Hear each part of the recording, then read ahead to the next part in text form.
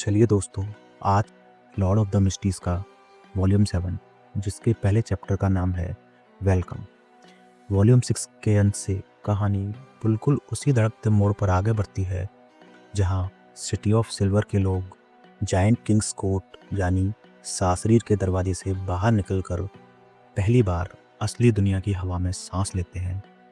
नीले स्लेटी रंग के खुले दरवाजे के उस पार पत्थर की सीढ़ियां नीचे उतरती हुई उस समुद्र तक जाती थी जो सुनहरी रोशनी से चमक रहा था। वही रोशनी, वही अनथीन चमक एक बार फिर सिटी ऑफ सिल्वर के लोगों लिएवल, कैंडिस और उनके साथियों की आंखों में उतर आई। और भले ही वे कभी एक्सपेडिशन टीम का हिस्सा रह चुके थे और यह दृश्य पहले भी देख चुके थे, पर इस बार दिल पर जो असर पड़ा वह बिल्कुल अलग था। जैसे किसी ने 2000 साल की थकान, उम्मीद और जिद को एक साथ छेड़ दिया हो। बिना कहे सबकी सांसें थम गई। कोई जानबूझकर नहीं रुका, मगर शरीर ने खुद फैसला कर लिया, रुको, इसे देखो, यही वो पल है जिसका हम वर्षों से इंतजार कर रहे थे। अब से आगे थंडर गॉड्स रोर हथौड़ा थामे डेरिक बर खड़ा था। 2 मीटर ऊंचा, चौड़े कंधे, बिल्कुल स्थिर, चेहरे पर अजीब सी शांति। अब वह किशोर नहीं रहा था, अब वह एल्डर था और उसकी चुप्पी में जिम्मेदारी बोल रही थी। लगभग 1 मिनट बाद लिएवल, जो सीक्वेंस 5 गार्डियन था और लगभग 2.5 मीटर लंबा, धीमे से बोला, एल्डरबर्ग, हम कब निकल रहे हैं? डेरिक कुछ पल उस समुद्र को देखता रहा जहाँ सुनहरी बिंदु लहरों पर कांप रहे थे। फिर बोला, थोड़ी देर और। यह जवाब डर से नहीं बल्कि 2000 साल के इंतजार से निकला था। असल में दरवाज़ा कई दिन पहले खुल चुका था। डेरिक, चीफ और एल्डर लोबिया की राख, उनके बियॉन्डर कैरेक्टरिस्टिक्स और sealed artifacts city of silver वापस पहुंचा चुका था। और उसी दौरान उसने 6 सदस्यीय काउंसिल के नए चीफ वॉटे किरमोन का भरोसा भी जीत लिया था। अब वह 20 बियॉन्डर्स को निगरानी के लिए अपने साथ लेकर बाहर आया था ताकि सुरक्षित रास्ता मिले और बाहर की दुनिया की सच्चाई अपनी आंखों से देख सके। इसी वजह से उसने मिस्टर वर्ल्ड का स्टाफ ऑफ द स्टार्स से पूरी सिटी ऑफ सिल्वर को एक झटके में बाहर निकलने का शॉर्टकट ठुकरा दिया था। डेरिक शॉर्टकट वाला आदमी नहीं था।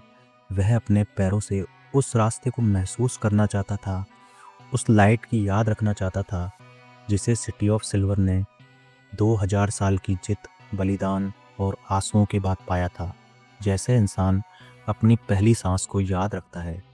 लिएवल, कैंडिस और बाकी लोग चुप रहे। सब एक एक कदम पीछे हटे और दृश्य देखने लगे। भरोसा अभी अधूरा था। पिछली एक्सपीडिशन में चीफ और एल्डर लोबिया दोनों मारे गए थे। जिंदा सिर्फ वही अनशैडोड और वह आउटसाइडर बचे थे। और अगर 6 सदस्यीय काउंसिल ने भरोसा ना किया होता तो यह भीड़ अब तक दुश्मनी से कांप रही होती। फिर अचानक सुनहरा समुद्र अंधेरे में डूब गया। चारों ओर काली परत छा गई। धुंध के भीतर नुकीली छत वाला काला कैथेड्रल और अजीब इमारतें उभरी। सब कुछ आधा सच आधा सपने जैसा। लेकिन डेरिक और उसके लोग अंधेरे से नए नहीं थे। उसके शरीर से खुद रोशनी फूट पड़ी। मोमबत्तियां जली, हरकत तेज थी मगर डर नहीं। ये लोग डर के इतने पुराने साथी थे कि डर अब इन पर राज नहीं करता था।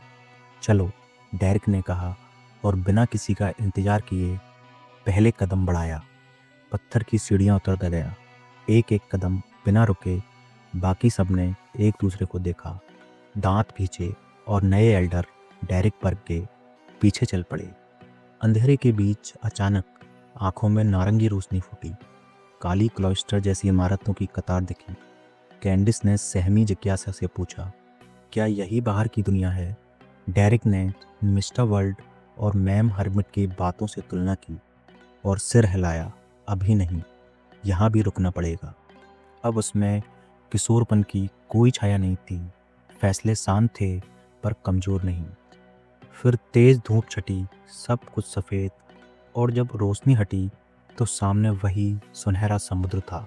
पर इस बार वे एक आइलैंड पर खड़े थे। पीछे सुनहरे अजीब पौधे जिन पर मुस्कुराते चेहरे बने थे। ना सडन, ना विकृति, बस जिंदगी। उसी पल सिटी ऑफ सिल्वर के लोगों ने समझा कि जिंदगी कैसी होती है। हम सच में बाहर आ गए, यह दुनिया बिल्कुल अलग है। और सच्चाई साफ हो गई कि डेरिक ने सिटी ऑफ सिल्वर से धोखा नहीं किया था। कैंडिस की आवाज़ कांप गई। एल्डरबर्ग, धन्यवाद। डेरिक ने बस हल्का सा सिर हिलाया, पीठ सीधी की, कोई दिखावा नहीं। लिएवल ने पूछा, अब आगे कैसे जाएं? क्या नाव बनाएं? इतिहास की किताबों का शब्द नाव अचानक अजीब लगने लगा। आइलैंड पर ना पेड़ थे ना लकड़ी। डेरिक ने कहा, जरूरत नहीं, थोड़ा और तभी क्षितिज पर एक काली छाया उभरी। सुनहरी बिंदुओं के बीच सुरक्षित रास्ते पर तेजी से बढ़ती हुई एक हाइब्रिड शिप। धुआं उड़ता हुआ, सारी पालें खुली हुई थी और नीली सी सरपेंट का झंडा लगा हुआ था। डेरिक ने टैरो क्लब की तस्वीरें याद की और बोला, हाँ, मैं इस चीज़ को जानता हूँ। जहाज पास आया। धनुष पर खड़ा आदमी, काला चोगा, पीली भौहें, गहरी नीली आंखें। डेनिस। उसने मस्तूल पर कूदकर बाहें फैलाई और मुस्कुरा कर कहा, गौर द्वारा वादा की गई रोशनी की दुनिया में आप सबका स्वागत है। और उसी पल सिटी ऑफ सिल्वर के इतिहास ने करवट बदल ली। और इसी स्वागत के साथ सिटी ऑफ सिल्वर की किस्मत का नया चैप्टर खुलता है, जहां रोशनी सिर्फ आंखों में नहीं बल्कि इतिहास की दिशा में भी उतरने वाली है। Next chapter, miracle invoker. जैसे ही मिरेकल इन्वोकर पोशन क्लैन के पेट में पहुंचा, यह कोई साधारण दवा नहीं थी जो धीरे धीरे असर करे, बल्कि वह पल भर में फट पड़ा। तरल बर्फ सा ठंडा होकर अनगिनत फॉर्म्स में बदल गया और बिना इजाज़त, बिना रुके उसके पूरे शरीर में फैल गया। हर नस, हर परत, हर कोने में। और अगले ही क्षण क्लैन का दिमाग जैसे किसी ने चीर दिया हो। एक नहीं, दो नहीं, बल्कि अनगिनत टुकड़ों में बट गया। हर टुकड़ा अलग अलग वॉर्म्स ऑफ स्पिरिट से जुड़ गया। ना कोई मेन बॉडी बची, ना ऑक्सिलियरी, ना कोई हिस्सा हावी, सब बराबर। और यही बराबरी सबसे डरावनी थी, क्योंकि जहाँ कोई नेतृत्व नहीं, वहाँ विनाश का रास्ता सबसे तेज खुलता है। कब और कैसे उसे खुद पता नहीं चला, लेकिन वह ग्रेस वाइट फॉग में पहुंच चुका था। उसकी हाफ टॉप हैट और लंबा काला ट्रेंच कोट गलने लगे और उनके नीचे से पारदर्शी टेढ़े मेढ़े कीड़े रेंगते हुए बाहर निकल आए, जो हिस्ट्री की धुन में उड़ते हुए हिस्टोरिकल वर्ड के अलग अलग लाइट फ्रैगमेंट्स पर अपनी जगह जमाने लगे। और बस 2-3 सेकंड में जहाँ क्लैन खड़ा था, वहीं उसका शरीर नहीं था। सिर्फ उसके कपड़े और निजी सामान हवा में लटके हुए थे, जैसे वह आदमी कभी था ही नहीं। हर वॉर्म्स ऑफ स्पिरिट के भीतर टूटे फूटे ख्याल गूंज रहे थे। मैं कौन हूँ? असल में कौन हूँ? मैं ही मेन बॉडी हूँ। कोई वापस अपने शरीर में नहीं लौटना चाहता था। उल्टा एक दूसरे के लिए अजीब सी नफरत। और क्लैन की बची कुची चेतना ना होती तो शायद वहीं कोई ऐसी तबाही मचती कि इतिहास भी उसे नाम ना दे पाता। तभी ग्रेस वाइट फॉग के भीतर एक इनविजिबल रिपल उभरा। वह उस इतिहास से आ रहा था जो वर्तमान में लौट आया था। सेकंड इपोक के अंत और थर्ड इपोक के टुकड़े, वही 2000 साल की जिद और बलिदान जिनमें सिटी ऑफ सिल्वर अंधेरे में टिक रही थी। यह भूला हुआ इतिहास वर्तमान से टकराया और हिस्टोरिकल वर्ल्ड में ऐसी लहरें फैली जिन्हें समझाया नहीं जा सकता था, सिर्फ महसूस किया जा सकता था। और इन लहरों में वॉर्म्स ऑफ स्पिरिट के लिए एक अजीब सा बुलावा था, जैसे कोई कह रहा हो, इधर आओ। एक वॉर्म खुद को रोक ना पाया। क्लैन की बची हुई चेतना ने आखिरी धक्का दिया और वह रिपल की ओर उड़ गया। फिर एक एक करके बाकी वॉर्म्स लौटने लगे, सिटी ऑफ सिल्वर के इतिहास से बने लाइट फ्रेगमेंट्स की ओर खिंचते चले आए। और जब दूरी एक सीमा तक घटी तो अचानक कन्वर्जेंस फट पड़ा। अनगिनत वॉर्म्स को जबरदस्ती जोड़ने वाली ताकत, यह 2-4 से नहीं हो सकता था। इसके लिए संख्या चाहिए थी। जैसे ही वह संख्या पूरी हुई, क्लैन की टूटी हुई पहचान फिर से जुड़ गई। चीज़ें अचानक सरल हो गई। वॉर्म्स एक विशाल पारदर्शी वॉर्टेक्स में बदल गए, जिसकी खिंचाव शक्ति ने हिचक रहे वॉर्म्स को भी खींच लिया। फिर उस वॉर्टेक्स से पारदर्शी टेंटिकल्स निकले, जो सेकंड ईपॉक, फर्स्ट ईपॉक, यहाँ तक कि प्री हिस्टोरिक शहरों तक फैल गए। आखिरी बचे वॉर्म्स को एक एक कर पकड़कर अंदर ठूस दिया गया और 20 सेकंड के भीतर एक डरावनी आकृति बनी, मरोड़े हुए कीड़ों से बनी हुई। उसी शरीर से एक इनविजिबल टेंटिकल निकला, जिसने हवा में लटके कपड़े खींचकर उसे पहना दिए। फिर वही आकृति अपने ही सिर पर दब गई। इनविजिबिलिटी मिटने लगी, त्वचा उभरी, छोटे काले बाल, भूरी आंखें। क्लैन मॉर्टी वापस था, बस अब उसकी लंबाई 1.8 मीटर थी। काफ़ी जद्दोजहद के बाद चेतना पूरी लौटी, लेकिन दो खतरनाक सच्चाइयाँ सामने थी। पहली, उसके भीतर घुल चुकी बियॉन्डर्स कैरेक्टरिस्टिक्स की वह ऊंची डरावनी हुक्म चलाने वाली विल, जो मिरेकल इन्वोकर के रहस्यमयी ज्ञान, जलती धूल, सेलेस्टियल बॉडीज के भव्य दृश्य दिखा रही थी। पर हर तस्वीर में ठंडापन, क्रूरता, घमंड और भावनाओं का शून्य था।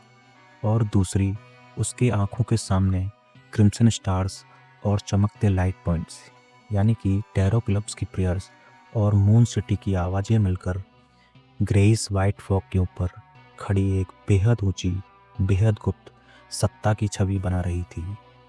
यह दोनों असर उसके शरीर पर साफ उतर आए। बायां हिस्सा फॉग में ढका हुआ था, चेहरे पर हल्की मुस्कान और गहरी आंखें। दायां हिस्सा टूटकर इनविजिबल कीड़ों और एक खून से भरी पागल आंख, और दायां हिस्सा लगातार बाएं को निगल रहा था। हालत बिगड़ रहे थे। क्लेन ने एक पल भी नहीं सोचा, मुश्किल से बायां हाथ उठाया और फॉग ऑफ हिस्ट्री से सी गॉड सेप्टर बुलाया। उसकी चारों ओर प्रियर्स के लाइट पॉइंट्स घूमे, बिजली गूंदी, अदृश्य हवाएं और भ्रम की लहरें उठी, और किसी तरह फॉग कंटेमिनेशन झेल पाई। शरीर एक नाजुक संतुलन की स्थिति में आ गया था। यही क्लैन की थोड़ी सी मानवता वापस आई। यादें लौटी। वह फिर वैसा होने लगा जैसा पोषण पीने से पहले था। कम से कम शुरुआत में तो वह सीक्वेंस 2 तक पहुंच चुका था। एक एंजल, एक सच्चा मिरेकल इन्वोकर। सेफरा कासल में हलचल उठी, लेकिन क्लाइन के एक विचार से सब शांत हो गया। यह सबूत था कि वह अब सेफरा कासल का असली मालिक था। हालांकि असली दुनिया में वह कितनी शक्ति निकाल पाएगा, यह अभी भी धुंधला था। उसने कनपटी दबाई, गहरी सांस ली। सिटी ऑफ सिल्वर का इतिहास ही उसका एंकर बना था, और तभी उसे समझ आया कि एंकर कोई भावनात्मक सहारा नहीं, बल्कि एक इमेज और डेफिनेशन है, जो बियॉन्डर कैरेक्टरिस्टिक्स के मेंटल इम्प्रिंट के सामने दीवार बनती है। इसी संतुलन पर इंसानियत टिकी रहती है। इसी वजह से ऑर्थोडॉक्स डिएटीज़ ने ह्यूमनॉइड मूर्तियाँ छोड़कर सैक्रेड एम्बलम्स अपनाए थे, ताकि लोगों के मन की तय तस्वीर असली रूप को निगल न जाए। वह भी करप्शन ही होती है। उसे यह बात इतनी जल्दी इसलिए समझ आई क्योंकि उसके पास रोजेल की डायरी थी, और सीयर का मिथिकल क्रिएचर फॉर्म खुद स्प्लिट और सेपरेशन से जुड़ा था। इसलिए वह इन असरात को जल्दी पकड़ पाया। अब उसके दिमाग में विचार बिजली की तरह दौड़ रहे थे।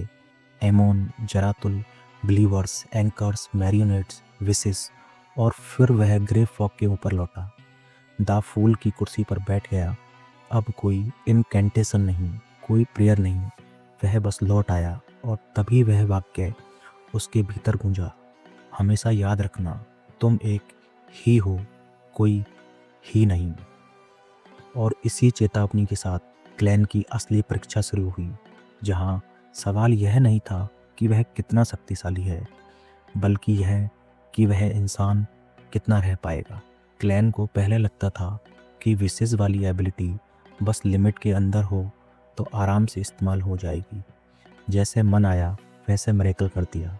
लेकिन अब समझ आया कि यह पावर सिर्फ बियॉन्डर कैरेक्टरिस्टिक्स से नहीं आती, बल्कि असल में मिरेकल इन्वोकर को पहले दूसरों की इच्छाएं ढूंढनी पड़ती हैं, छोटी छोटी, मामूली, रोज़मर्रा की, और उन्हें पूरा करते करते धीरे धीरे एक ऐसा आधार बनता है जिसके ऊपर असली मिरेकल खड़ा हो सकता है।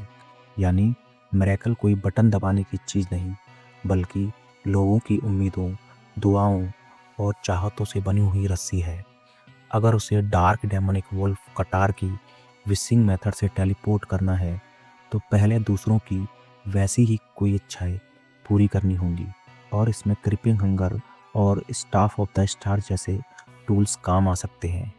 यह शुरुआत से शून्य से करने की मजबूरी नहीं है, और तभी क्लैन को समझ आया कि विशेष असल में एंकर जैसी कलेक्टिव शक्ति है, जैसे बिलीवर्स की सोच और आस्था देवताओं को एक तय डेफिनेशन देती हैं और उन्हें प्राइमोडियल वन के मानसिक असर से बचाती हैं। वैसे ही अलग अलग प्राणियों की मिलती जुलती इच्छाएं मिलकर मिरेकल पैदा कर सकती हैं। यह साइंस से बाहर की चीज़ है, पर मिस्टिसिज्म की आत्मा यही है। यहीं से क्लैन को अपना एक्टिंग पाथ साफ दिखने लगा। उसे असली दुनिया में घूमना होगा, एक सबसे ताकतवर मैजिशियन की तरह लोगों को मिरेकल दिखाने होंगे, उनकी इच्छाएं पूरी करनी होंगी, ताकि मिरेकल बनते जाएं और उसका रोल नेचुरल तरीके से डाइजेस्ट हो। और उसे समझ आया कि डार्क डेमोनिक वुल्फ का असली नाम गॉड ऑफ विशेस यूं ही नहीं पड़ा था, क्योंकि जैसे ही यह विश्वास फैलता है, लोग प्रार्थना में अपनी इच्छाएं डालने लगते हैं और मिरेकल इन लोगों को दूर बैठकर उन्हें पूरा कर सकता है, जिससे एक्टिंग आसान हो जाती है। पर समस्या यह है कि उसका पोषण गॉड ऑफ विशेस नहीं, बल्कि मिरेकल इन्वोकर कहलाता है। उसे देवता की तरह एक्ट करना है, सिर्फ विश मशीन की तरह नहीं। इसलिए क्लैन ने सोचा कि वह अलग अलग देशों में घूमेगा, द फूल के नाम पर लोगों की कुछ इच्छाएं पूरी करेगा और देखेगा कि कौन सा तरीका ज़्यादा असरदार है। लेकिन यही एक रास्ता नहीं है, उसे असल दुनिया में खुद मिरेकल करके लीजेंड भी छोड़नी होगी। और इसी सोच में वह धब्बेदार लंबे ब्रॉन्ज टेबल पर उंगली से टक टक करता रहा, जैसे दिमाग में भागते विचारों को लय देने की कोशिश कर रहा हो। थोड़ी देर पहले शरीर की जांच करते हुए उसे पता चला कि पोषण आधे से ज़्यादा डाइजेस्ट हो चुका है। आखिर वह कई बार मिरेकल कर चुका था और 3 बार तो रिवाइव भी हुआ था, और यह सिर्फ इसलिए मुमकिन हुआ क्योंकि उसके पास सैकरा कासल था। यह एहसास उसे सुकून नहीं दे रहा था, बल्कि और सतर्क कर रहा था, जैसे किसी ने उसे इस मोड़ तक पहुंचाने के लिए पहले से ही शतरंज बिछा दी हो। और उसे शक था कि इसके पीछे वही मिस्ट्रीज वाली सत्ता है जिसे एंशिएंट सन गॉड ने the celestial worthy of heaven and earth for blessing कहा था।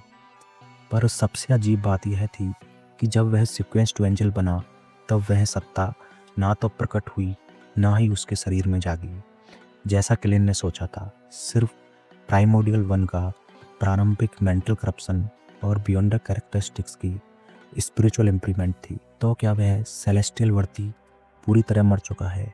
अगर ऐसा है, क्लैन मन ही मन हंसा और उसे धन्यवाद दिया। इसी उलझन में वह ग्रेस वाइट क्लाउड पर पहुंचा। सैफिरा कासल के उस अजीब लाइट डोर के सामने खड़ा हुआ, ऊपर लटके ट्रांसपेरेंट कॉकून्स को देखा और हाथ बढ़ाकर दरवाजे को छुआ। इस बार उसका हाथ आर पार नहीं गया, वह किसी असली चीज़ से टकराया और पूरा स्पेस कांप उठा। कोकून्स हिलने लगे और ग्रेस वाइट फॉग के ऊपर अचानक वही पुराना शहर उभर आया जहां क्लैन कभी रहता था। स्काई स्क्रैपर्स, कार्स, लोग, एक साधारण सा रेंटल अपार्टमेंट, एक कमज़ोर सी एनर्जी सेविंग बल्ब की रोशनी, फर्स्ट ईपॉक से पहले का वही महानगर। और क्लैन ने एक गहरी सांस लेकर सबको मिटा दिया। उसे साफ समझ आ गया कि वह अब सैफिरा कासल की शक्ति को सच में इस्तेमाल कर सकता है।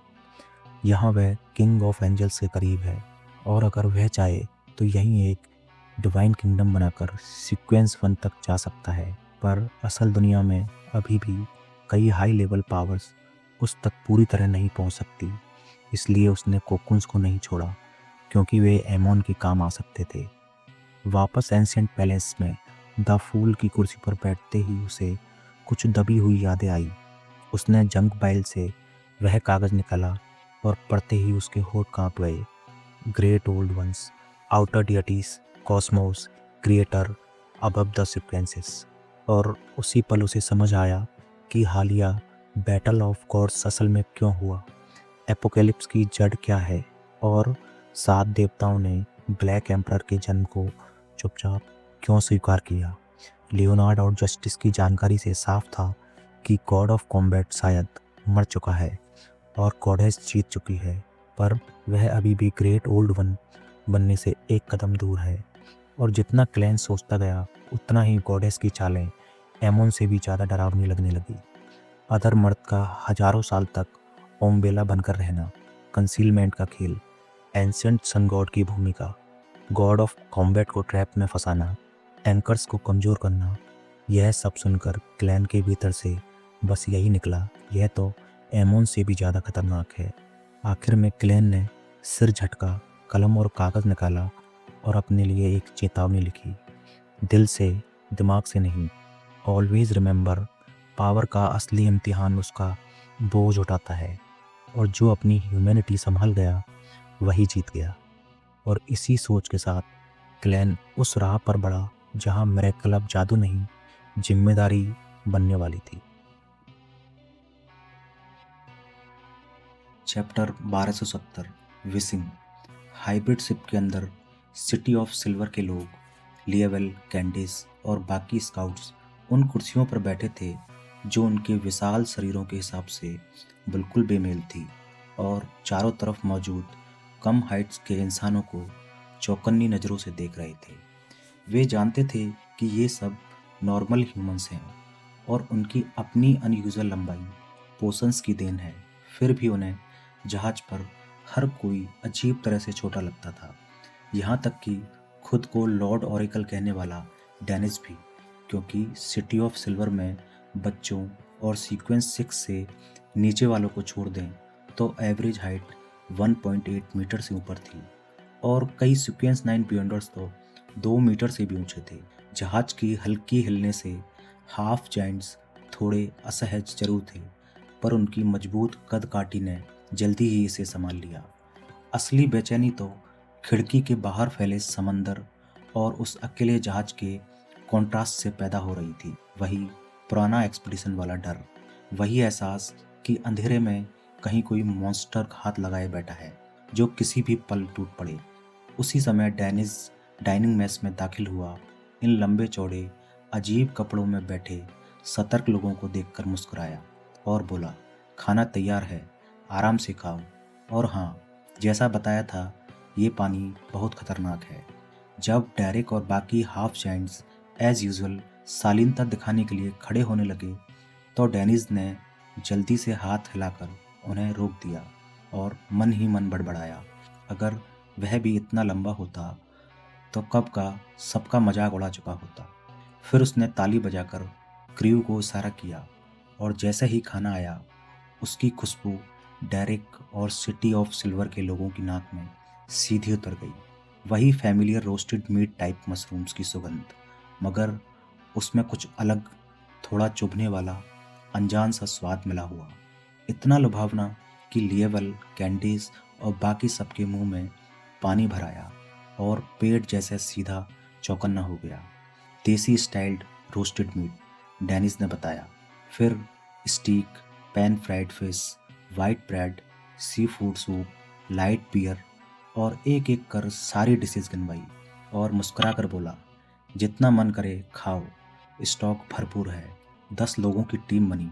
कैंडिस सबसे पहले उछली, और जैसे ही उन्होंने पहला निवाला मुंह में डाला, रस, खुशबू और मीट का स्वाद ऐसा मिला कि सिटी ऑफ सिल्वर के लोगों की आंखों में अपने आप आंसू आ गए।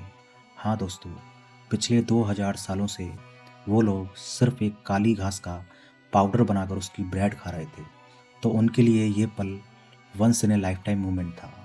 यह उनके पुराने मीट मशरूम से कई गुना बेहतर था, और कुछ ही देर में वे सब ऐसे खा रहे थे जैसे जिंदगी पहली बार ठीक से मिली हो। डेक पर खड़ा डेनिस रास्ते की चिंता कर रहा था कि तभी एक सेलर दौड़ता आया। लॉर्ड ऑरिकल, वे लोग खाना खत्म कर चुके हैं और फिर से मांग रहे हैं। डेनिस एज यूजल हक्का बक्का रह गया और फिर बोला, और बनवाओ, और कल से क्रू को बोलो कि मछली पकड़ना शुरू करे। सोनिया सी के एक एकांत आइलैंड पर क्लैन अपनी नई हालत का आदी हो चुका था। स्पिरिचुअलिटी को काबू में रखे बैकलून लौटने की तैयारी में था। बीच में मून सिटी को निकालने की जल्दी नहीं थी। पहले डेनिस को सिटी ऑफ सिल्वर की बागडोर संभाल लेने दो। रास्ता खुल चुका था और ज़रूरत पड़ी तो स्टाफ ऑफ द स्टार्स और प्रियर्स से सबको बाहर लाया जा सकता था। ट्रू क्रिएटर इस वक्त एमोन और फर्स्ट ब्लेसफेमी स्लेट में उलझा था और क्लेन ने मन ही मन कहा, सच कहूँ तो यह फैमिली ड्रामे से कम नहीं है। क्रीपिंग हंगर पहनते ही वह स्पिरिट वर्ल्ड में उतर गया और वहीं उसे वो 7 प्योर लाइट्स दिखी। उसने धीरे से मन में कहा, 7 लाइट्स। पहले क्लैन उनसे मिलने की हिम्मत नहीं करता था, पर अब सीक्वेंस टू एंजल होने के बाद उसने सोचा कि अब मिलना चाहिए। ऑरेंज लाइट हिलेरियन सामने आया, गर्मजोशी से बोला, और थोड़ी ही देर में बाकी 6 लाइट्स भी आ गए, जिनके नाम थे red light El Morya, yellow light Venithan, blue light Kuthumi, green light Serapis, indigo light लीजस, violent light Saint Germain. Klein ने मुस्कुराकर बैकलून स्टाइल बैठक कंज्यूर की, सबको बिठाया, चाय उठाई और बोला, ईमानदारी से कहूँ तो यह मुलाकात मेरी पुरानी इच्छा थी। ऑरेंज लाइट ने हंसकर कहा, और हमारी भी। क्लैन के दिल में हल्की सी खुशी दौड़ी, जैसा कि उसने सच में किसी की विश पूरी कर दी हो। और उसने सीधा सवाल किया, cosmos, great old ones, outer deities, इनके बारे में आप क्या जानते हैं? इंडिगो लाइट लीजस ने गिनाना शुरू किया, mother goddess of depravity, mother tree of desire, son of chaos, primordial hunger, ring of comeuppance, supernova, dominator, inextinguishable ravings, monarch of decay, high dimensional overseer. Klein ये सब सुनकर पल भर को सन्न रह गया और मन ही मन बोला, इतने ज़्यादा। और यहीं से क्लैन को एहसास हुआ कि उसकी असली यात्रा अब दुनिया की नहीं, पूरे कॉस्मोस की सच्चाइयों से टकराने वाली है। Chapter 1271, 7 lights. तो दोस्तों, इस चैप्टर में ऐसे खुलासे होंगे कि जिनका जवाब सुनते ही क्लैन भौचक्का हो जाएगा। इंडिगो लाइट लीजस का जवाब सुनते ही क्लैन का दिमाग जैसे अचानक सख्त हो गया। उसकी यादों में crimson moon, brown planet, scarlet planet, blue planet और गोल्ड प्लैनेट उभर आए और उसे ऐसा लगा जैसे वे सब ऊपर से उसे घूर रहे हों। उसी पल एक अदृश्य कनेक्शन बन गया और आने वाली घातक करप्शन की आहट से उसके सभी वॉर्म्स ऑफ स्पिरिट बेचैन हो उठे। अब जबकि वह सेफरा कासल का मालिक और एक एंजल था, उसके पास इस कनेक्शन को काटने के कई तरीके थे।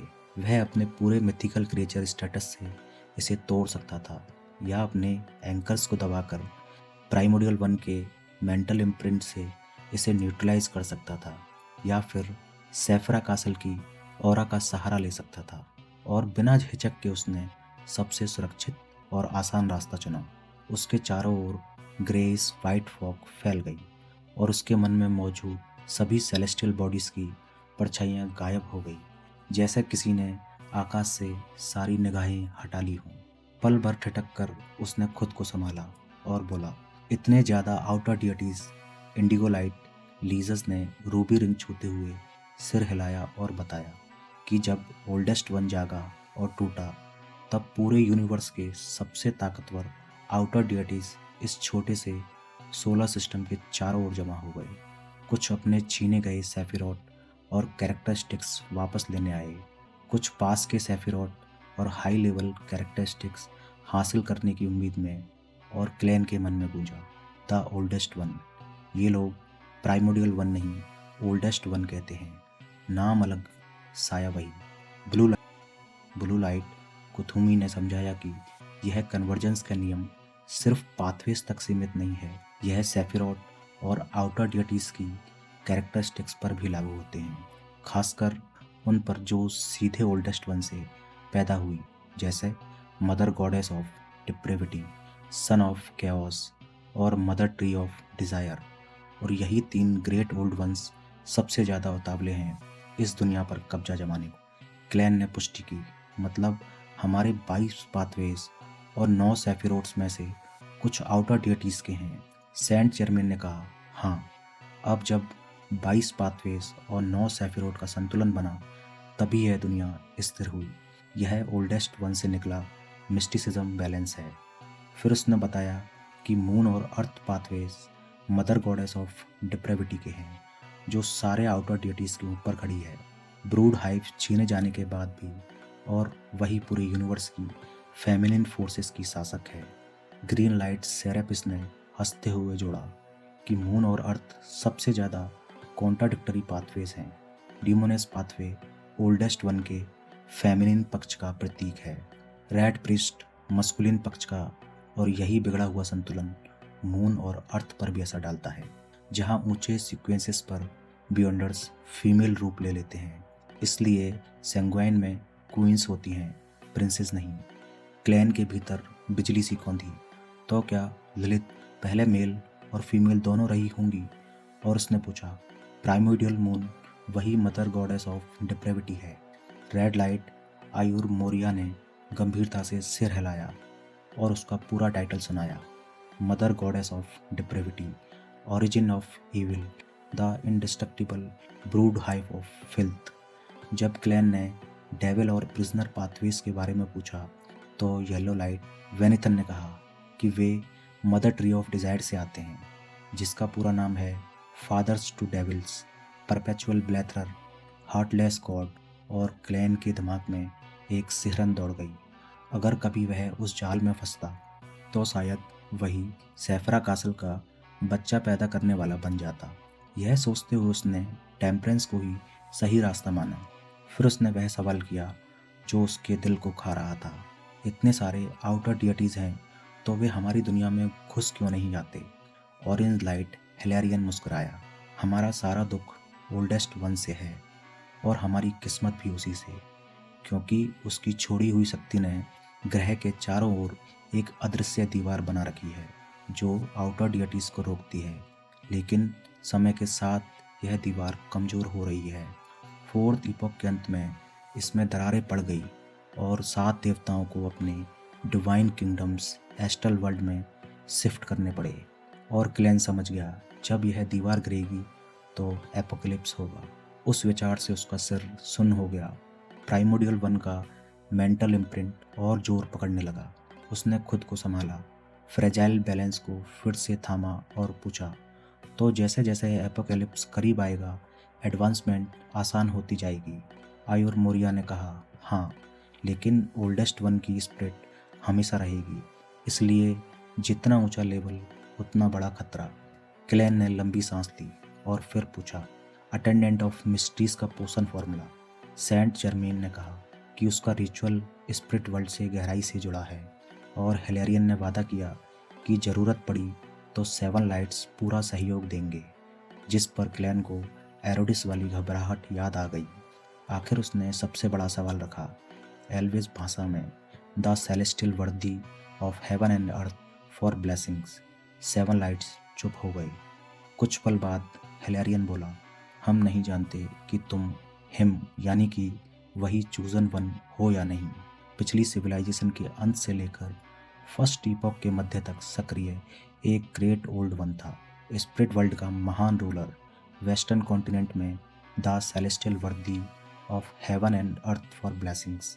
और उसका दूसरा नाम है king of space time, beacon of destiny, embodiment of Sefirah Castle, dominator of the spirit world. और हिलेरियन ने ठहर कर कहा, लॉर्ड ऑफ द मिस्ट्रीज। और इसी नाम के साथ क्लैन के सामने उसकी अपनी तकदीर की असली परछाई खड़ी हो गई, जैसे पूरी कहानी अब उसी एक टाइटल की ओर खिंचती जा रही हो। King of space time, beacon of destiny, embodiment of Sefirah Castle, dominator of the spirit world, lord of the mysteries. Klein मन ही मन इन टाइटल्स को दोहराता रहा और हर बार उसके दिल में कोई पुराना घाव फिर से हरा हो जाता।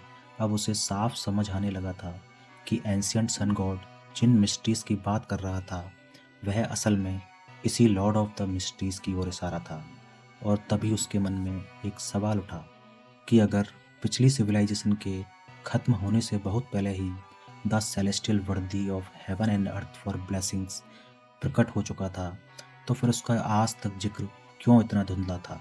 सेवन लाइट्स ने एक दूसरे की ओर देखा और येलो लाइट वेनिथन ने गहरी सांस लेकर बताया कि पिछली सिविलाइजेशन के अंत में ओल्डेस्ट वन के जागते ही पहले के सेवन लाइट नष्ट हो गए थे और वे सब फर्स्ट ईपॉक में स्पिरिट वर्ल्ड से जन्मे थे। पर उन्होंने the great ruler above the spirit world को लेकर एक अनुमान जरूर लगाया है। ऐसा अनुमान जो क्लैन के सारे सवालों की जड़ को छूता था कि कोई ग्रेट ओल्ड वंस असल में वही आउटर डेटीज थे जो इस ग्रह की ओर खिंचे चले आए और कुछ तो सेफिरोट्स के रूप में ही जन्म ले चुके थे, यानी कि कई great old once oldest one के ही वे व्यक्तित्व थे जिनमें वह बट गया था, क्योंकि जो अलग होता है वह फिर जुड़ता है और जो जुड़ता है वह फिर टूटता है। यही कन्वर्जेंस का मूल नियम था, सिर्फ बियॉन्डर कैरेक्टरिस्टिक्स का नहीं बल्कि खुद ओल्डेस्ट वन का भी। क्लैन को जैसे अचानक रोशनी दिखी, उसने धीरे से कहा कि इसका मतलब तो यही हुआ कि the great ruler above the spirit world भी ओल्डेस्ट वन का ही हिस्सा है। और ऑरेंज लाइट हिलेरियन ने उसकी बात की पुष्टि करते हुए उसे ढांढस बंधाया कि चाहे वह वो महाशक्ति हो या ना हो, क्लैन के पास अब भी अपनी ह्यूमैनिटी बचाने रखने और एक संतुलन बनाने की ताकत है। मगर सेपरेशन आखिरकार टल नहीं सकता। क्लैन के होठों पर फीकी मुस्कान आई। कैसी अजीब दिलासा थी यह। और तभी उसे असली डर समझ आया कि जब प्राइमोडियल वन का मेंटल इम्प्रिंट उसे खाएगा तो वह और कोई नहीं बल्कि लॉर्ड ऑफ द मिस्ट्रीज, वही celestial worthy of heaven and earth for blessing होगा। और यह सोचते ही उसका पूरा बदन सर्द पड़ गया, जैसे एंशियंट सन गॉड का दर्द पल भर को उसके भीतर उतर आया हो। वह घबरा गया कि कहीं एक दिन वह खुद नहीं रहा और उसकी जगह वही रेसुरेक्टेड लॉर्ड ऑफ द मिस्ट्रीज खड़ा ना हो जाए। फिर उसने खुद को संभाला। वह एंशियंट सन गॉड से अलग था। उसने स्टेप बाय स्टेप एडवांस किया था, डाइजेशन पूरी की थी और अब वह सेफरा कासल का मालिक था। इसलिए यह करप्शन बाकी एंजल से बिल्कुल एक सा नहीं हो सकता और यही उसका सबसे बड़ा सीक्रेट था जिसे वह सेवन लाइट से भी साझा नहीं कर सकता था। कई देर की बातचीत के बाद क्लैन ने खड़े होकर उन्हें धन्यवाद दिया और टेलीपोर्ट करके बैकलूंड की एक शांत गली में लौट आया। टॉप हैट ठीक करते हुए वह सड़क पर चला और जो उसने देखा वह उसकी आत्मा को चुपचाप छू गया। युद्ध के बाद की भीड़, कहीं लोग बड़े बड़े पेड़ काट रहे थे, कहीं मकान और सड़कें मरम्मत हो रही थी, कहीं लोग देसी पाइस और स्वीट आइस टी लिए काम पर भाग रहे थे और सबके चेहरे पर थकान के साथ एक जिद्दी जिंदगी चमक रही थी, जैसे ठंडी सर्दियों के बाद पत्थर तोड़कर उगाई घास। क्लैन की चाल अपने आप धीमी हो गई। उसका दिल भर आया। उसने युद्ध का आखिरी हिस्सा नहीं देखा था, पर मिस जस्टिस और लियोनार्ड की बातों से सब जान चुका था और फॉर्सिकन लैंड ऑफ द गॉड्स की उस अंधेरी दुनिया से लौटकर यह दृश्य किसी वरदान जैसा लगा। स्प्रिंग आ चुकी थी। वह सेंट सैमुअल कैथेड्रल पहुंचा। टूटी फूटी चौक में कबूतर लौट आए थे। क्लैन ने हिस्टोरिकल प्रोजेक्शन से दाना बिखेरा और प्रार्थना हॉल में जाकर बैठ गया। क्रिम्सन मून और तारों वाले सैक्रेड एम्बलम को देख हाथ जोड़कर आंखें बंद की और पहली बार उसे लगा कि वह सच में प्रार्थना कर रहा है। तभी लियोनार्ड आया। लंबे बाल, गहरी हरी आंखें, ब्लैक ट्रेंच कोट और लाल ग्लव्स। कुछ सीटें छोड़कर बैठ गया और उसी खामोशी में क्लैन उठा, टोपी पहनी और बाहर चला गया। लियोनार्ड पीछे पीछे चौक के कोने में। लियोनार्ड बोला कि वह अब नाइट हॉक्स का हाई रैंकिंग डीकन बन चुका है। जल्द होली कैथेड्रल आएगा, सीक्वेंस 4 नाइट वॉचर। और फिर उसने धीरे से कहा कि वह खुश नहीं है क्योंकि बैटल ऑफ गॉड्स इतनी जल्दी खत्म हो गई कि सब दुख मानो बेकार का ट्रैप थे। क्लैन ने बिना उसकी ओर देखे कहा कि वह भी पहले ऐसा ही सोचता था, पर अब लगता है शायद यह सब जरूरी था। लियोनार्ड कुछ पल चुप रहा, फिर अचानक पूछ बैठा, तुम एंजल बन गए हो? हाँ, क्लैन ने सिर हिलाया, लेकिन इसमें कोई शान नहीं है, सिर्फ दर्द, श्राप और जिम्मेदारी है। क्यों? लियोनार्ड ने पूछा।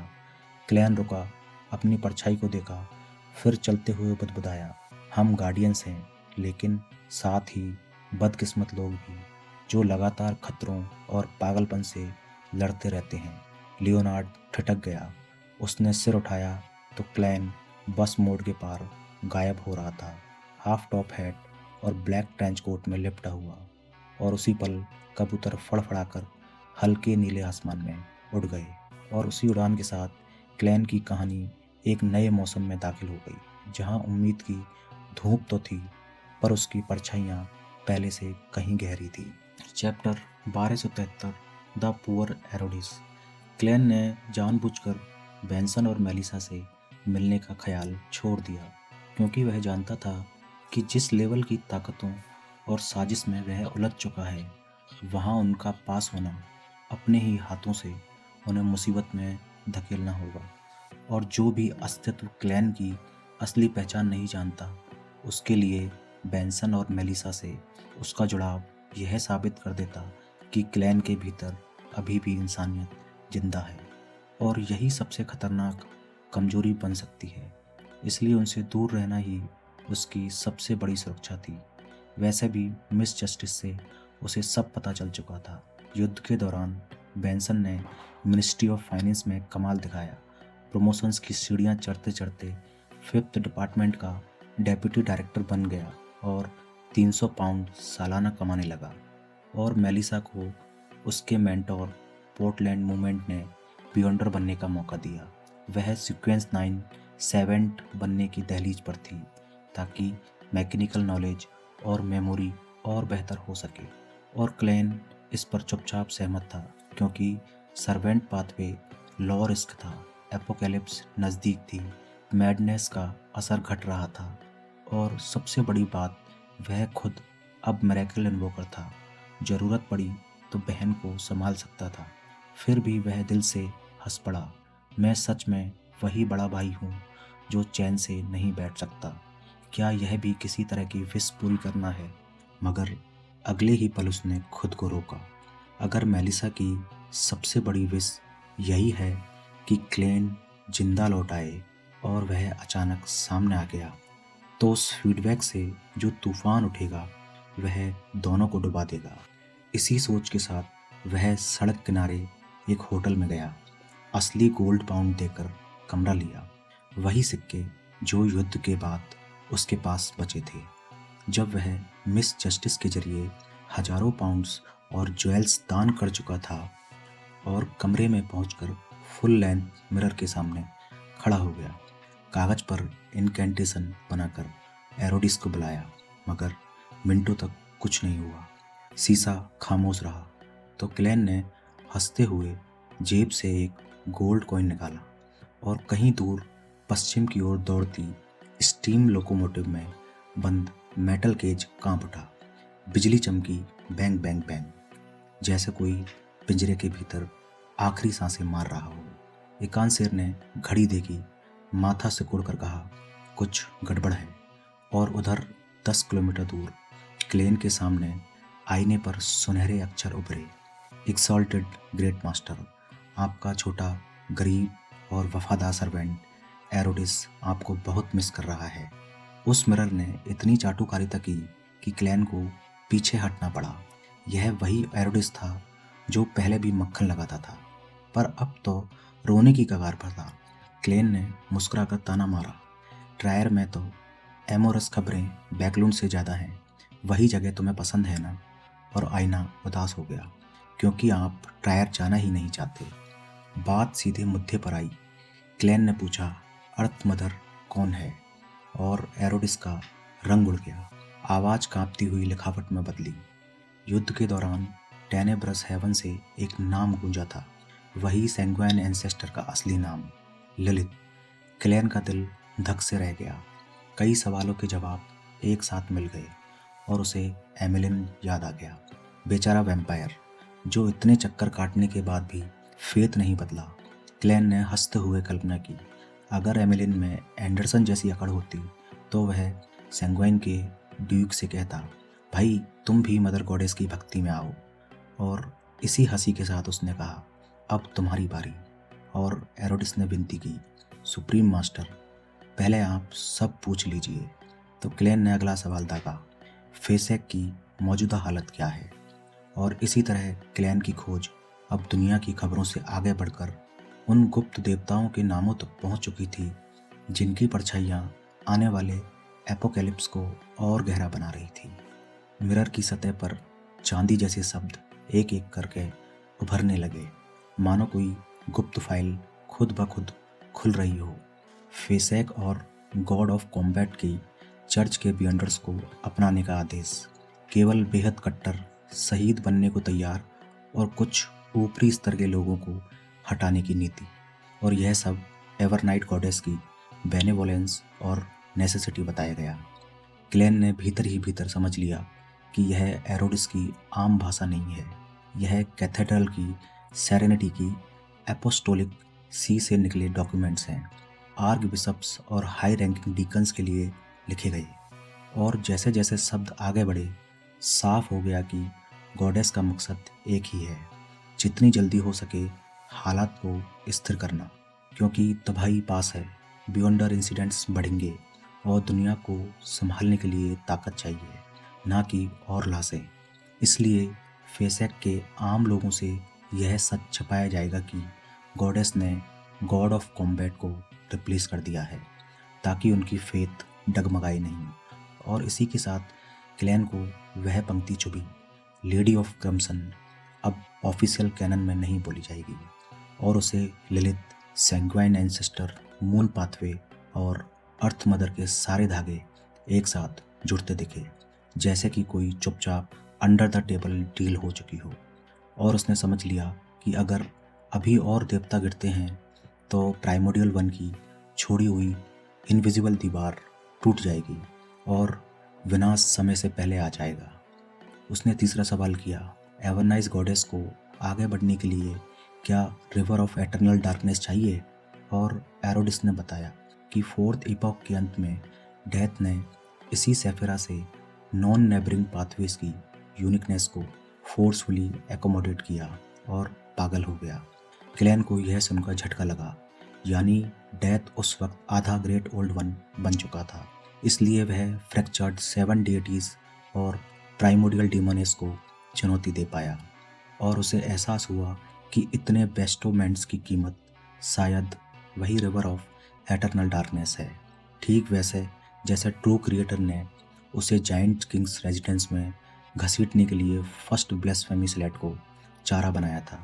फिर उसने चौथा सवाल दागा, अटेंडेंट ऑफ मिस्ट्रीज का फॉर्मूला कहाँ मिलेगा। जवाब में नाम उभरे, Zaratul, blasphemy slates, card of blasphemy मतलब the fool, half fool of Antigonus. और क्लैन को महसूस हुआ कि आगे खाई है और पीछे शेर, एक तरफ जरातुल, दूसरी तरफ रिवर ऑफ एटर्नल डार्कनेस। और जब उसने एरोडिस से पिलर एंड सपोर्ट वाली बात पूछी तो जवाब मिला, वही एहसास एंशिएंट सन गॉड के साथ था। और क्लैन को लगा जैसे उसकी रीढ़ की हड्डी में सिहरन दौड़ गई। आखिर एरोडिस ने अपनी असली इच्छा दिखाई, 5 बार एक ही सेंटेंस, सुप्रीम मास्टर क्या आप अपने इस करीब और वफादार सर्वेंट को अपने साथ ले जाएंगे। क्लैन मुस्कुराया, बोला कि पहले उस एंजल से बात करेगा। और तभी मिरर से रंग बिरंगे फायरवर्क्स फूट पड़े, 2 अजीब आर्म्स बाहर निकले और फिर झुककर थम गए। प्रेज द सुप्रीम मास्टर, मतलब कि भाई यहाँ एरोडिस क्लैन को फुल मक्खन लगा रहा था। और उधर स्टीम लोकोमोटिव के एक कमरे में बोर्नोवा गुस्ताव नाम का युवक प्रेयर कर रहा था। तभी हवा के बिना सब कुछ तैर उठा। उसके सामने गहरमन स्परो खड़ा था, असल में एक अदृश्य वॉटेक्स जिसमें मरोड़े हुए कीड़े रेंग रहे थे। क्लाइन ने टोपी दबाई, इंसानी चेहरा दिखाया और बोला, मैं तुम्हें किस नाम से बुला सकता हूँ। युवक ने शांत स्वर में कहा, बोर्नोवा गुस्ताव। और इसी नाम के साथ क्लाइन की अगली चाल शुरू हो चुकी थी। अब खेल सिर्फ देवताओं का नहीं बल्कि एंजल्स के बीच होने वाला था। बोर्नोवा गुस्ताव, क्लैन की नज़र उस युवक के चेहरे से फिसलकर हवा में तैरती वस्तुओं और मेटल कंपोनेंट से बने मैनिक्विन पर जा टिकी। उसे साफ दिख रहा था कि यहाँ के कुछ फिजिकल लॉज हल्के से टेढ़े हो गए थे, जैसे दुनिया ने थोड़ी करवट बदल ली हो। और उसी पल क्लाइन ने बिना घुमा फिराए कहा, मैं वो मिरर ले जाना चाहता हूँ।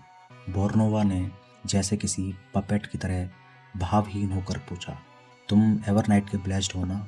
क्लाइन ने हल्की मुस्कान के साथ कहा, शायद। और बोर्नोवा ने बस सिर हिलाकर जवाब दे दिया, तो ले जाओ। उसे लगा कि क्लाइन चर्च ऑफ एवरनाइट के लिए स्पॉइल्स ऑफ वॉर मांग रहा है। क्लाइन ने टोपी उतारकर हल्का सा झुककर धन्यवाद किया और फिर उसकी आकृति धुंधली होकर गायब हो गई, क्योंकि वह वहाँ केवल हिस्टोरिकल वॉइड प्रोजेक्शन के रूप में आया था। असली दुनिया में वह अभी भी 10 किलोमीटर दूर था। क्लाइन के हाथ में अचानक वही प्राचीन चांदी का मिरर आ गया, जिस पर आंखों जैसे रत्न जड़े थे। उसने शांत स्वर में कहा, चुप रहो, और मिरर ने आज्ञाकारी सिल्वर वर्ड्स में जवाब दिया, यस सुप्रीम मास्टर। इसके बाद क्लाइन ने पेन और पेपर निकाला और उसी मिरर को आधार बनाकर एजिक को एक लंबा खत लिखा। Forsaken land of the gods की त्रासदी, वहाँ के कर्स्ड लोग, आर्टिफिशियल डेथ का रहस्य, रिवर ऑफ एटर्नल डार्कनेस का शक, कैल्डेरॉन सिटी, गोल्डन फिनिक्स एक्सेसरी, युद्ध का अंत, एवरनाइट की जीत, गॉड ऑफ कॉम्बैट की मृत्यु, आने वाली तबाही की आशंका, और आखिर में लिखा कि वह अब सीक्वेंस 2 मिरेकल इन्वोकर बन चुका था। तो भाई हमारा हीरो क्लाइन सच में एक सीक्वेंस 2 मिरेकल इन्वोकर था, जो किसी भी एंजल से अब टक्कर लेने के लिए तैयार था। लेटर को एजिक के कॉपर वेसल से बोन मैसेंजर को सौंपते हुए क्लाइन हंसा, क्योंकि उस मैसेंजर की हड्डियां the great ruler above the spirit world की ओर से कांप उठी, और उसे देखते हुए उसके भीतर अजीब सा सुकून उतर आया। तो भाई सच में हमारा क्लेन इतना पावरफुल हो चुका है कि वो अब किसी से भी टक्कर ले सकता है। एरोडिस ने धीरे से पूछा, ग्रेट मास्टर अब कहाँ?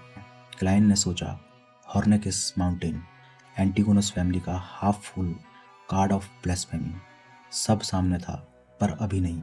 सेफरा कासल में छोड़े गए वॉर्म्स ऑफ स्पिरिट उसे रेसुरेक्शन और सपोर्ट दे सकते थे, पर अगर कनेक्शन टूट गया तो वही वॉर्म्स मॉन्स्टर बन जाएंगे, जैसे कभी जरातुल के साथ हुआ। इसलिए क्लाइन ने मुस्कुराकर कहा, चलो यूं ही घूमते हैं।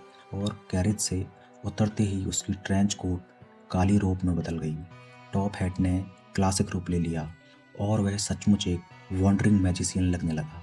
इसी समय पैकलुंड के एक घर में डीमोनेस ऑफ यूनागिंग कैटेरिना ने मिरर रखा और रेड एंजल ईविल स्पिरिट से बोली कि युद्ध खत्म हो गया है, हेडक्वार्टर्स बुलावा आ गया है। सोरोन आइनहॉर्न मेडिसी हंसा, 2000 साल अंडरग्राउंड कैद रहने के बाद 2 साल इंतजार कुछ भी नहीं था। और जैसे ही वे निकलने लगे, गेट कीपर का शरीर पल भर में सड़कर हड्डियों और बियॉन्डर कैरेक्टरिस्टिक्स में बदल गया। कैटरीना ने उसे समेटा और मिरर वर्ल्ड में घुस गई, पर वह अगले ही पल एक अजनबी कमरे में थी। सामने एक साधारण सा युवक जो जंग और खून से सना एक अजीब क्राउन उछाल रहा था। उसने क्रिस्टल मोनोकल पहना, फिर हंसते हुए बोला, सॉरी रॉन्ग साइड। और उसी पल रेड एंजल इविल स्पिरिट की ठंडी हंसी कैटरीना के दिमाग में गूंज उठी, और इसी हंसी के साथ नई चालों की शतरंज बिछ चुकी थी, जहां हर खिलाड़ी अपनी अगली कुर्बानी चुन चुका था। Chapter 1276, wandering magician. कमरे में जैसे ही यह दृश्य घटा, कैटरीना का शरीर अनायास ही पीछे खिसक गया, दिमाग एक पल को बिल्कुल खाली, और फिर उसके मुंह से रेड एंजल इविल स्पिरिट की भारी तिरछी चुपती आवाज निकली, हे लिटिल रेवन। और वहीं से उसकी पुरानी जहरीली हंसी बहने लगी। उसने एमोन पर तंज कसा कि इतनी कम अवतार भेजकर क्या उसे कमजोर समझ लिया है? क्या वह कोई कोरियर है जो बियॉन्डर इंग्रेडिएंट्स डिलीवर करने आया है? और फिर बड़े बेपरवाह अंदाज में कॉपरेशन का प्रस्ताव रखा, जैसे चाय पर बुला रहा हो। एमोन ने बस क्राउन को हाथ में थामा, मोनोकल ठीक किया और बिना पलटे बाहर की ओर चल पड़ा। उसकी चाल में वही पुरानी ठंडी अकड़ थी, जैसे कह रहा हो, बच्चे ये खेल तुम्हारे बस का नहीं है। रेड एंजल ने पीछे से ताना मारा, पुराने जख्मों को कुरेदते हुए, और एमोन ने बस एक शब्द फेंका, बचपना। पर उसके रुकने से साफ था कि इस शतरंज में अभी कई चालें बाकी हैं। दूसरी तरफ युद्ध के बाद धुएं से सनी आवा कंट्री में जली भुनी दीवारों वाले बार में क्लाइन एक वॉन्डरिंग मैजिशियन के रूप में दाखिल हुआ। काली रोब, क्लासिक टॉप हैट, चेहरे पर साधारण मुस्कान और दिल में वो भारी जिम्मेदारी जो दुनिया उठाने वाले उठाते हैं। उसने साउथ विले बियर मंगवाई। ओलिक ने मजाक उड़ाया कि यह कोई देवता बन रहा है।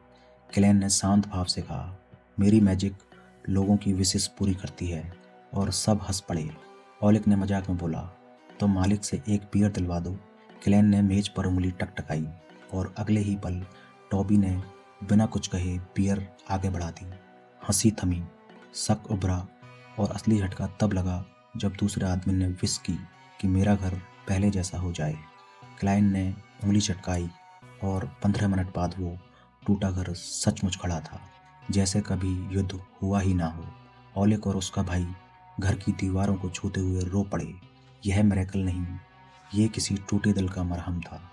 और फिर शहर के बीचों बीच एक चौक पर खड़ी 10 साल की लड़की ने विश की कि उसके पापा, अंकल, भाई सभी वापस आ जाएं। क्लाइन की आत्मा कांप गई। उसने कुछ नहीं कहा। लड़की ने खुद ही हार मान ली। देवता भी ये विश पूरी नहीं करते, और बस इतना बोली, पापा मुझे एक बार गले लगा लो। उसी पल हवा बदली। सामने लॉयन का सिपाही खड़ा था। वही मुस्कान, वही बाहें। बच्ची दौड़कर उससे लिपट गई। वो रोई। क्लाइन ने टोपी दबाई, पीठ सीधी की और चुपचाप रात की हवा में खो गया। उसकी काली रोब चौक में लहराती रही। ये था सच्चा मिरेकल इन्वोकर। ना ताली, ना शोर, बस टूटी आत्माओं पर चुपचाप हाथ रख देना। कुछ ही देर बाद मंडे आया। ग्रे फॉग के ऊपर प्राचीन महल में टैरो क्लब इकट्ठा हुआ। Hanged man cardinal, justice future councillor, sun city of silver का elder Derrick, moon sanguine earl, star high ranking deacon यानी हमारा पोएट लियोनार्ड, हर्मिट समंदर की हिडन क्वीन। क्लाइन ने सबको देखा और मन ही मन सोचा, अब ये कोई छोटी महफिल नहीं है, ये डेस्टिनी का वॉर रूम है। फिर ग्रेस वाइट फॉग के भीतर से उसने बस कहा, लेट्स बिगिन। और यहीं से क्लाइन का नया सफर शुरू होता है, जहां हर विश एक युद्ध है और हर मिरेकल Generate by एक AI. कीमत मांगता है। Generate by AI.